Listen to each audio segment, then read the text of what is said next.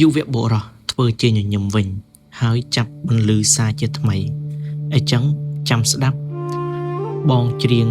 មួយឃ្លាម្ដងមួយឃ្លាម្ដងយឺតហើយអូនចាំច្រៀងតាមបងណាឆោមនារីងក់ក្បាលដោយអារម្មណ៍អន្ទះសារ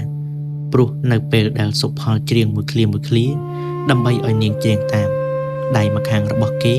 ដែលសល់ពីកាន់ក្រដាស់ចម្រៀងនោះបានចាប់ផ្ដើមមានសកម្មភាពរស់រវើកឡើងទៀតសុផលហាក់ដូចជាយល់ថាពេលនេះមិនត្រូវបណ្ដោយឲ្យរសជាតិជីវិតយុវវ័យរបស់គេរំលងចោលទៅដោយគ្មានប្រយោជន៍នោះឡើយព្រោះវាទុកដូចជាឱកាសល្អបំផុតដែលត្រូវតែសាក់លបងបំពេញអារម្មណ៍ត្រេកត្រអាលពីធម្មជាតិរបស់គេដែលពីយូរណាស់មកហើយគេមិនធ្លាប់ជួបប្រទះសោះនោះចំណែកបុត្រីមីងនួនហេតុតែស្រឡាញ់គេពេកក៏នឹកខ្លាចគេខឹងម្ដងនេះទោះបីជាប្រុសកំឡោះប្រើដៃរាវច្របាច់អ្វីក៏ដោយនាងសំងំស្ងៀមមិនហ៊ានរើបំរាស់ឡើយឃើញស្រីតូចនៅស្ងៀមប្រៀបដូចជាកូនកណ្ដុរសំងំនៅក្រោមក្រញាំជើងខ្លែងសុផលកាន់តែបានចិត្តទន្ទឹមនឹងមាត់ច្រៀងយឺតឲ្យនាងច្រៀងតាមគេក៏រាវច្របាច់សុដន់ដល់ក្រពុំរបស់នាងពីក្រៅអាវស្ទើរបែកខ្ទេចហើយមិនអស់ចិត្តក៏លូករាវចូលទៅច្របាច់ក្នុងអាវទ្រនាប់ទៀត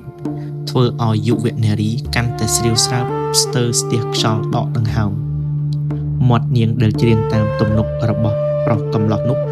បានច្បាស់តែម្ដងឃ្លាមុនដំបូងប៉ុណ្ណោះ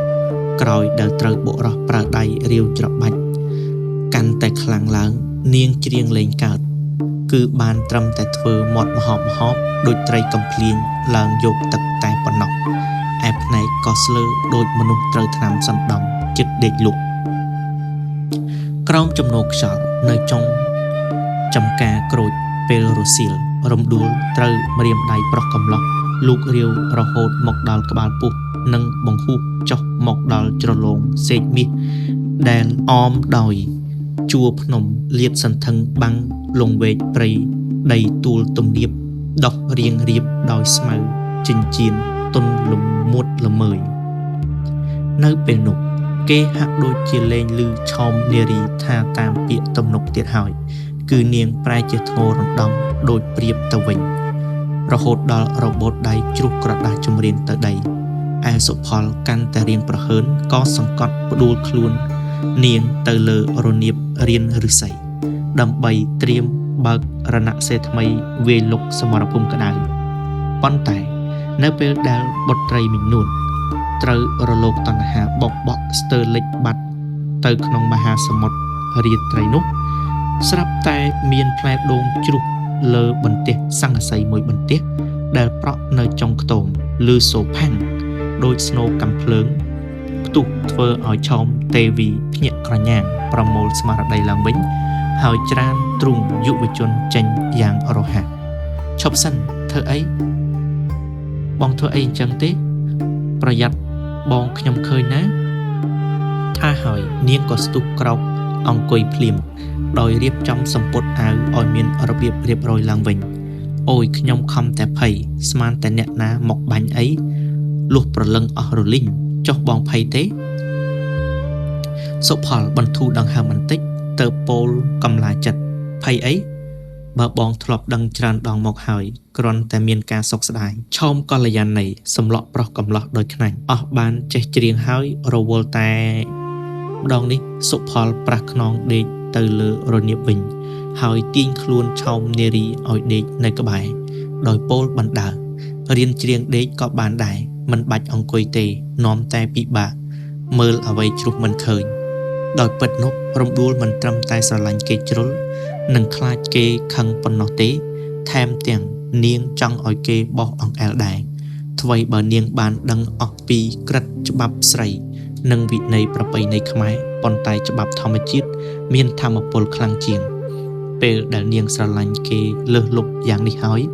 នាងពិតជាចង់ដឹងតើរសជាតិស្នេហានោះវាដូចពាក្យគេនិយាយមែនឬមិនមែនតើនាងគួរបណ្ដោយខ្លួនឲ្យគេសាក់លបងឲ្យស្រេចនៅពេលនោះឬយ៉ាងណា ឬមួយក៏បានសុកតែមួយផ្លេតមានផលវិបាកនៅថ្ងៃក្រោយនៅពេលដែលបុប្ផាដងស្ទឹងរំពឹងគិតមិនដាច់ស្រេចប្រៀបដូចទូកនៅកណ្ដាលទន្លេនេះស្រាប់តែសុផលចាប់ក្រសោបអោបថើបនាងសាជាថ្មីដោយយកដើមទ្រូងទ្រោបសង្កត់ពីលើនាងជាប់ឆោមនិមលព្យាយាមរើបំរាស់តិចព្រោះមិនទាន់ច្បាស់លាស់ក្នុងចិត្តទើបខំវាចា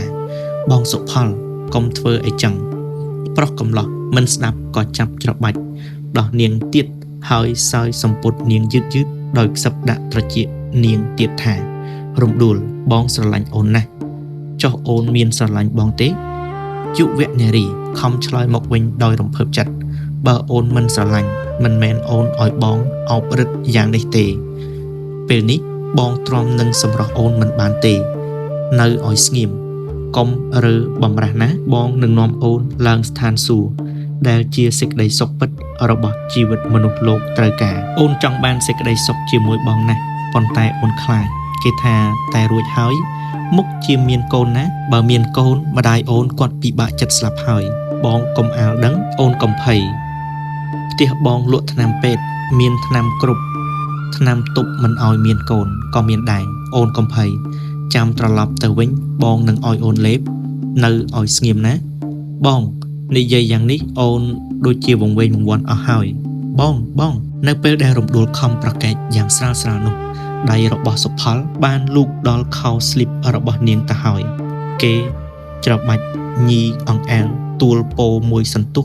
ទៅទាញខោនោះចុះក្រោមយ៉ាងរហ័សប៉ុន្តែនៅពេលដែលតួឯកល្ខោនរឿងស្ទឹងសម្ងាត់រៀបនឹងសម្រេចបំណងដល់ស្រេចឃ្លាននោះស្រាប់តែឮសូរសំឡេងនាងលឹងលាន់ឮមកពីចម្ងាយរំដួលអើយរំដួលល្ងាចល្មមត្រឡប់ទៅវិញហើយបងប្រញាប់ទៅស្ទាក់ទូកបន្លែផងគ្រាន់តែឮសំឡេងនាងលឹងរំដួលក៏ភ្ញាក់កន្ត្រាក់ស្លុតចិត្តខំស្រវាទាញខោស្លីបមកស្លៀកវិញធ្វើឲ្យសុផលរៀងខកចិត្តជាខ្លាំងហើយរំសាយចេញពីគ្នាភ្លាមស្នេហាកញ្ឆក់កណ្ដៀតនៅក្នុងខ្ទមចុងចំការក្រូចអន្លង់វិលមិនបានបង្កើតអនុស្សាវរីយ៍ផ្អែមត្រជាក់ឲ្យបេះដូងយុវវ័យទាំងគូចប់ចុងចប់ដើមឡើយប៉ុន្តែគេខំទប់ចិត្តយ៉ាងនឹងណូនៅពេលវិលត្រឡប់មកផ្ទះវិញដោយបានសំងំលាក់ក្នុងបេះដូងយ៉ាងសម្ងាត់រៀងខ្លួនមិនឲ្យអ្នកណាដឹងទាល់តែសោះចាប់ពីថ្ងៃនោះមកប្រមាណ1អាទិត្យសុផលមិនដែលចុះមកមុជទឹកដូចមុនទៀតទេប្រហែលគេអៀនខ្មាស់រំដួលឬមួយក៏ខ្នក់ខ្នាញ់នឹងមីយាព្រោះមិនបានសម្រេចបំណងតណ្ហានោះក៏មិនដឹងចំណែកបុប្ផាព្រែកលួងវិញទោះបីជាដឹងថាអំពើដែលសុផលធ្វើទាំងប៉ុន្មានមកលើនាងកន្លងមកថ្មីនេះជាការខុសឆ្គងចំពោះសិលធម៌ប្រពៃណីខ្មែរក៏ដោយក៏នាងមិនហ៊ានបន្ទោសគេធ្ងន់ធ្ងរដែរ